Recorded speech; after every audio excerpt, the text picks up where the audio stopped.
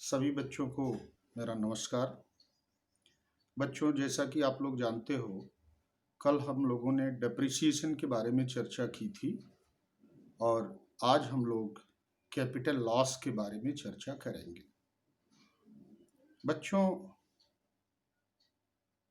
Depreciation और capital loss में क्या डिफरेंसेस हैं, उनके बारे में भी हम लोग बातें करेंगे और तब उम्मीद करता हूँ कि आप अच्छे से दोनों के अंतर को समझ पाएंगे और जो भी कॉन्सेप्ट है डेप्रिसिएशन और कैपिटल लॉस का, वो आप अच्छी तरीके से इम्बाइब भी कर पाएंगे।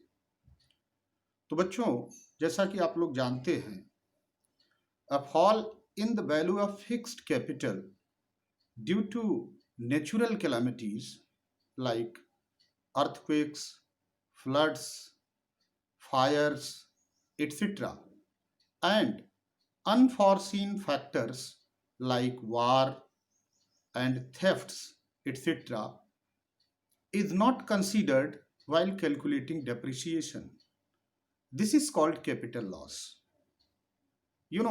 Depreciation में हम लोगों ने देखा था कि it refers to fall in value of fixed assets due to normal wear and tear, passage of time, and expected obsolescence. But what is the case here in case of capital loss? Capital loss के case में सबसे बड़ी बात यह है कि इसमें दो प्रमुख कारण होते हैं। पहला नेचुरल कैलामिटीज और दूसरा अनफॉर्सीन फैक्टर्स। बच्चों, नेचुरल कैलामिटीज में बहुत सारी चीजें आती हैं। That is also known as the act of God which is not in our hands. Because of that the kind of loss we perceive in our capital, that is called capital loss. If you look at the difference between depreciation and capital loss, you will be able to understand clearly how the capital loss is to be differentiated from depreciation. Let us see one by one. First of all, meaning is to be taken into account. As you know, the meaning of depreciation is it is the fall in value of fixed assets due to normal wear and tear, passage of time, and expected obsolescence.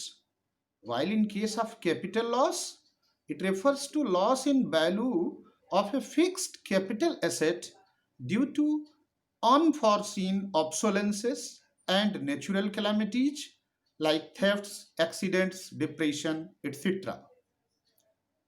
Now, the second point of difference between these two is on the basis of provision. If you look at depreciation is an expected loss, and which is expected loss, for that the provision is made for. जहां पर हमें ये मालूम है कि इसमें कौन सी expected loss होने वाली है, तो उसके लिए हम पहले से ही कोई ना कोई प्रोविजन कर लेते हैं कि इस एक्सपेक्टेड लॉस को कैसे हम फुलफिल करेंगे, किस तरीके से इसको हम फिर से उसी पुरानी अवस्था में ले आ पाएंगे। But as far as capital loss is concerned, as it is an unexpected loss, no such provision is made for it. What kind of such provision? Means कोई भी ऐसा प्रोविजन हम पहले से इन्फर नहीं कर पाते कि किस तरह का लॉस होगा और किस लिमिट तक हम उसके लिए कोई सावधानी बरत पाएं. However, it can be recovered by getting fixed assets insured. तो इस तरह से जो अनफॉर्सीन अनएक्सपेक्टेड लॉस अकर होते हैं, उनको ओवरकम करने के लिए इंश्योरेंस का नाम आपने सुना होगा, हम अपने कैपिटल लॉस को इंश्योर कर देते हैं, जिससे जो भी लॉस हो वो हम बीमा कंपनियों से उसकी भरपाई कर सकें. अब बच्चों, जहां तक दोनों के बीच में तीसरे डिफरेंस की बात है, तो अगर आप ध्यान से देखें तो production process, you know, depreciation does not retard the production process. Depreciation के कारण प्रोडक्शन प्रोसेस हैम्पर नहीं होता है, but as far as capital loss is concerned, like natural calamity and unforeseen obsolescences, the production process is retarded, that it gets hampered। जहां पर हम पूरी तरह से कैपिटल लॉस की कंडीशन में किसी भी तरह का प्रोडक्शन कार्य नहीं कर पाते हैं, जबकि डेप्रिसिएशन के मामले में ऐसा नहीं है। हम वहां पर उसको मैनेज कर लेते हैं और प्रोडक्शन लॉस, प्रोडक्शन प्रोसेस हमारा कंटिन्यू रहता है। अब ट्रीटमेंट के बेस पर अगर आप डिफरेंस देखें तो depreciation is deducted from gross income while estimating national income. जब हम नेशनल इनकम की कैलकुलेशन करते हैं तो ग्रॉस और नेट के डिफरेंस को हम डेप्रिसिएशन कहते हैं, तो इसलिए depreciation is deducted from gross income while calculating national income. But if you look at in case of capital loss, what do we do?